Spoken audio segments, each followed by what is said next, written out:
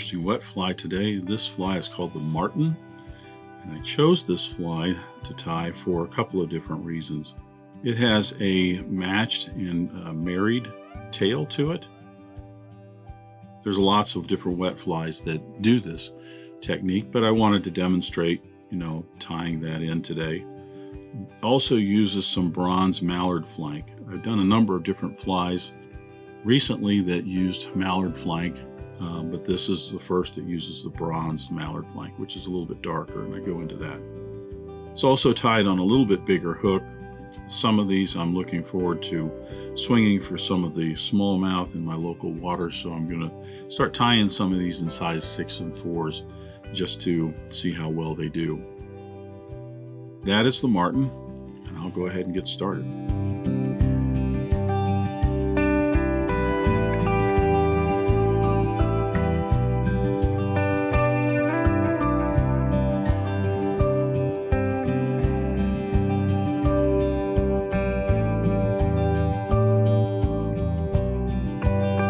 Start the marten by placing my hook in the vise. This is a Mustad 3399 in a size 6. It's a little bit bigger hook than I've been using on some other wet flies.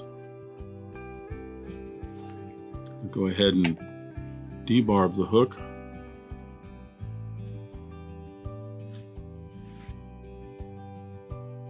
And then I'll attach my thread. For thread, I am using a white Danville 6/0 to start out with. The body of this is a yellow floss, and if I use a dark thread underneath that, it will make the yellow floss darken in the water. So I'm going to start with a nice base of white thread to keep the floss color as genuine as possible. I'll attach that right about an eye length behind the eye of the hook, and I'm going to run it down the end of the shank, which is just about to the barb. Now I'm ready to tie in my tag or my tip. I'm using, the recipe calls for a silver tinsel. I'm going to use a Danville Mylar tinsel in a size 14, and it calls for a gold tinsel. So I'm going to attach this to the hook with the silver side up.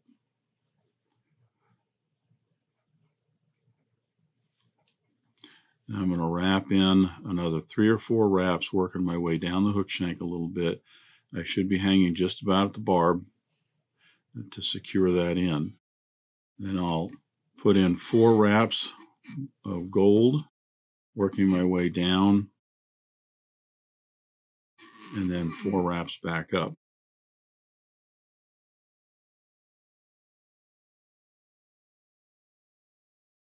And then I'll secure that to the hook with 3 wraps of thread and trim away the excess. Sometimes you might get a little bit of a bump right here where that kind of folds over and forward, and the thread, I don't know if you can see that right there where the thread has bound that in. You just take this tag in here and just pull on that a little bit. It will pull that little bump down. Odds are it's going to get covered up by the tail anyway, but that just helps smooth it off just a little bit more. Now the tail on the marten calls for, the original recipe just says a yellow and black alternate. Traditionally, a lot of the wet flies are tied with a duck quill or even goose shoulder. I'm going to be using some goose quill for this, and the primary reason is there's a lot more usable parts, or I should say barbs, on this feather for the size of the feather and how much you get out of it. I'm taking basically 3 barbs here, which is about this much right here for each section for the left and right. So as you can see, I've already, chopped away. I've got probably close to about 30 flies I've cut out of here. So I get a lot more on the goose for tailing than I do with a duck.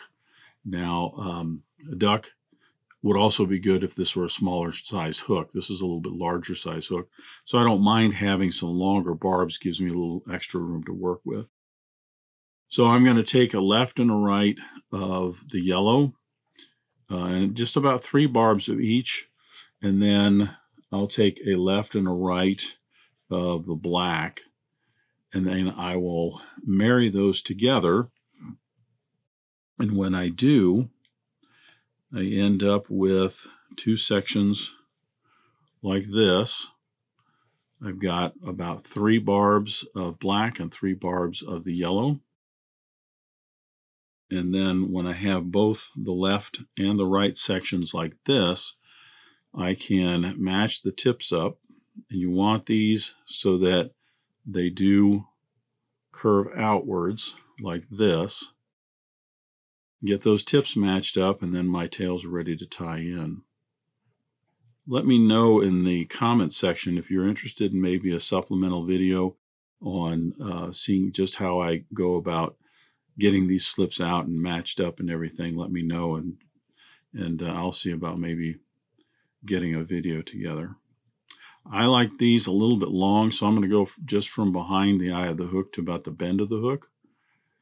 I'm going to place these right up onto the hook shank, a little bit over the sides, a little pinch and loop there. Wrap those in, a couple of wraps down right to that tag to get those wrapped in. Now, my side is just a little over on the side of the hook here, whereas the far side, and I think sometimes that happens when I pinch it in, it did not. So you can go ahead and unwrap if you want and try and put that in again. Actually, if you're just tying this as a fishing fly, I don't think it's really going to matter that much. But, you know, sometimes paying a little bit of extra attention to detail is kind of nice. I wouldn't try to take this apart and tie this in more than 2 or 3 times, because the barbs are going to start getting kind of mashed up and falling apart. And once again, that side did not get down on there, but that side did. So I'm just going to go ahead and let it go. It still looks good. I've got the right length that I want. They're splayed out and up a little bit, so that's the profile I'm looking for. Trim away the excess, so that's the length of the body. Now I'm ready to tie in my rib. Rib is the same thing. It's the Mylar Tinsel. It's going to be a gold rib. I'm going to size 14. I'm going to tie this in with the silver side up. I'm going to bring these all the way over and onto the underside of the hook, and then pull that down so it's just inside the length of the body. 1 wrap to secure it, and my rib is all set. As I mentioned, the body is a yellow floss. I'm going to use a Danville 4-strand Rayon floss in a yellow color. For this size hook, I'm using all 4 strands. If I were down to a size 8 or 10, I might only use 2 strands so that I don't get a fat, pudgy body. But for this one, I'm going to use all 4. Bring that up under the thread over to my side and pull the excess back to my left so that it's the length of the body. And then get a wrap in. I'm going to flatten my thread. I don't always do this, especially if I'm just tying a few flies up to go fishing. I don't think it's that critical. But I also like to show different techniques if you're really wanting to put a little extra attention to the fly. Say you're going to show these, or you're going to take pictures and you want it to look really nice, or it's a gift for somebody or something like that. Flattening the thread right here simply helps you get a more consistent flat body for the floss to wrap over. You do have to stop every now and again, because you'll put a twist in the thread as you're wrapping forward, and just untwist it, get it flat again, and then you can proceed.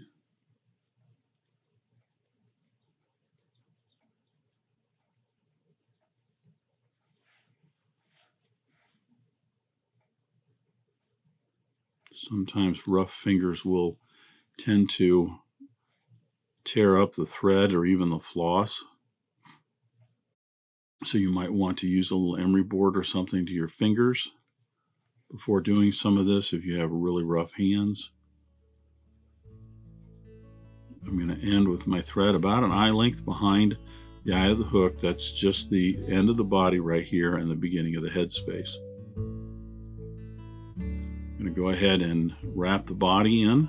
I'm going to stroke this out all the way around on that first wrap so that all of my fibers are all going in the same direction. I'm actually pinching on this pretty good and pulling. I want to make certain that all those fibers are under the same tension. That way, as I wrap down the shank here, my fibers aren't spreading out.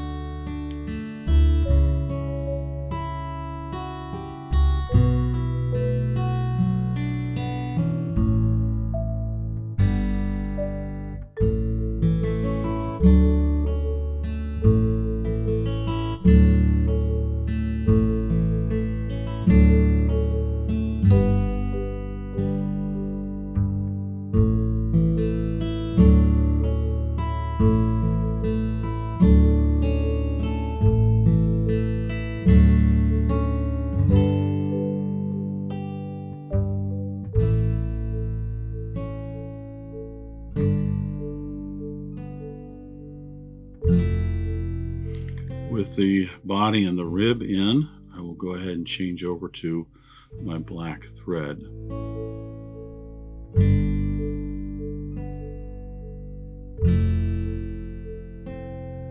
This is the thread I'm going to finish the fly with. It's a Danville 6/0 in black.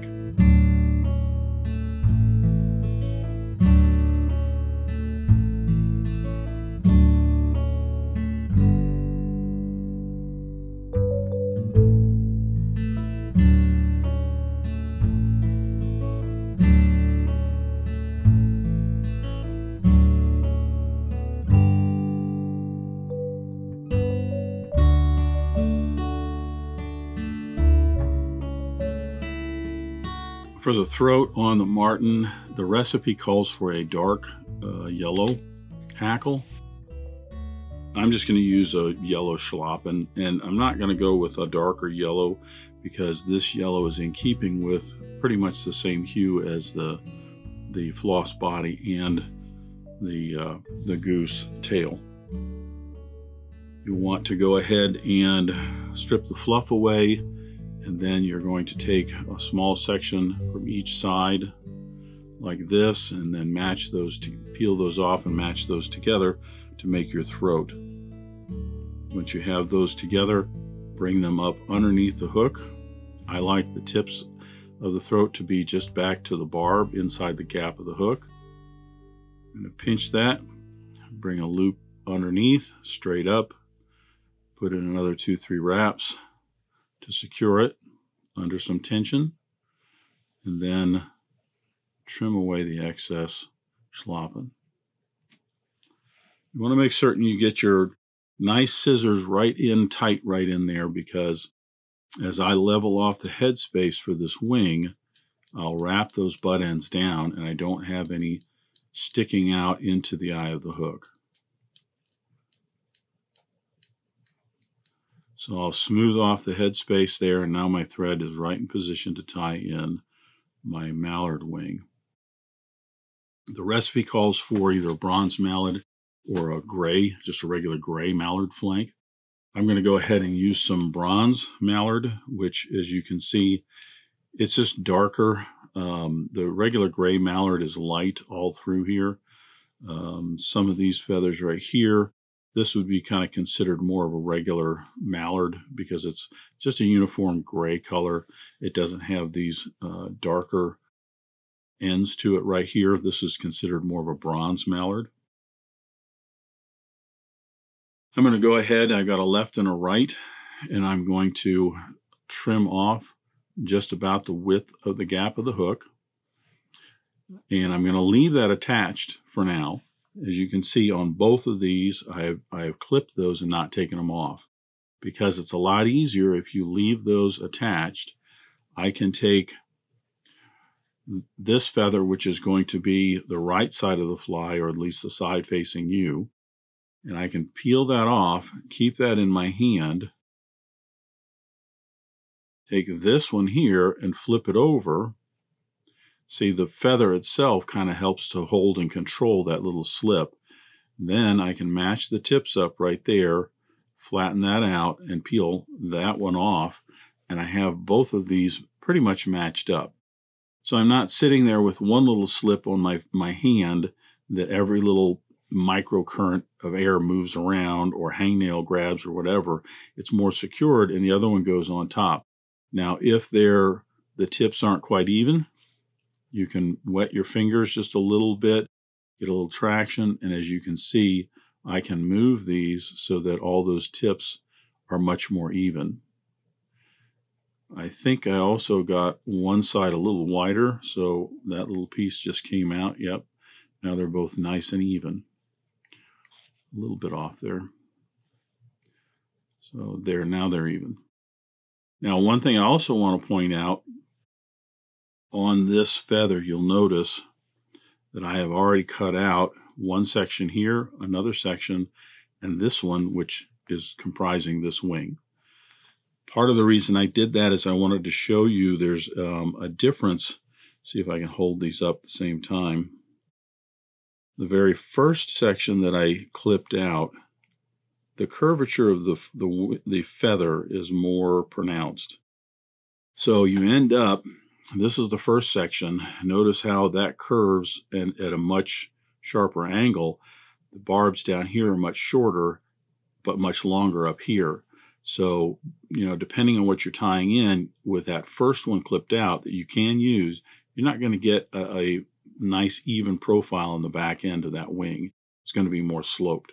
That's fine. It still works well. And I'm pointing this out mostly because if you want to show this, if you want to frame it or something like that, this is the second one. Not quite as pronounced as the first, but still it's got a pretty good slope to it. Now this one might be kind of nice. Tie that in right and you just keep that so it just slopes up a little bit. That might look pretty decent. I find generally the third one and maybe even the fourth one is going to be the best. Sometimes the tips of the barbs get a little bit thin, like this one did right here, but I think they tie in the best in terms of a nice profiled wing. So there's just a little bit more information on the mallard. I want the wing to go about halfway down the tail. Place that right up on top. A little pinch and loop. Bring that down. Another pinch and loop just to secure it. Roll my fingers back a little bit. I will put in 3 or 4 wraps just to secure that. Then I can take my hands away to see how the wing looks. Mallard flank tends to do this on a lot of these, especially because these barbs are a little thinner out here. It tends to kind of cock up just a little bit. It's not as, doesn't look like a duck quill or anything like that. But that's a good wing. That's a nice full wing, good profile. So I will trim away the excess. Then securing the wing, I will wrap backwards a little bit to make certain I've got it wrapped all the way back to the back of the head. Then come forward and put in my wraps from the eye back to secure all the butt ends.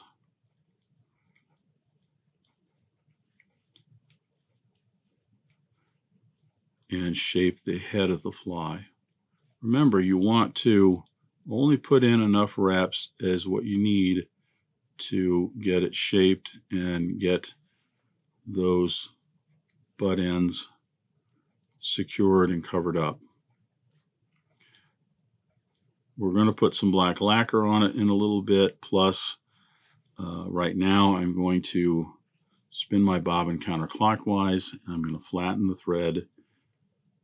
This is going to help me to apply a nice flat thread to this, which you'll see in just a second. It very much fills in all the little ridges. I should say that fills in the valleys. And it smooths off overall the profile of the head. So as I am applying cement and lacquer to it, it will give me a nice, real nice, smooth looking head on this.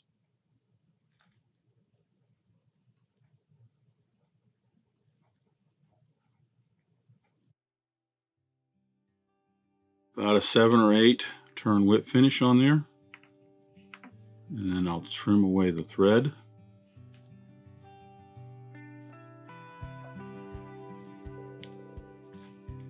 Little head cement on both sides.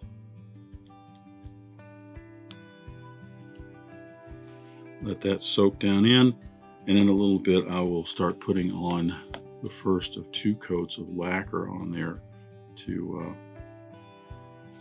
finish that head off. But that's the marten. Like I said, it's an interesting fly. I chose it because of the married and matched tail segments, I should say, as well as I wanted to go into a little bit more depth about the bronze mallard and the mallard flank in general. But it's a fun fly to tie. It takes a little bit longer once you get the tail together, and the mallard is not much to get used to. So I hope you enjoyed that. That's the marten. Thanks for joining me at Devise today. I hope you learned at least a new pattern, if not a new technique, maybe a tip or trick here and there. If you have any questions about this fly or any of the techniques used in constructing this pattern, please leave them in the comments section down below. If you go to the trouble to ask a question, I'll go to the trouble to answer it. If you'd like to help dressed irons, please share this video with your friends and anybody you think that might enjoy this pattern. Until next time, remember, it's fly tying. If you're not having fun, then you're doing it wrong.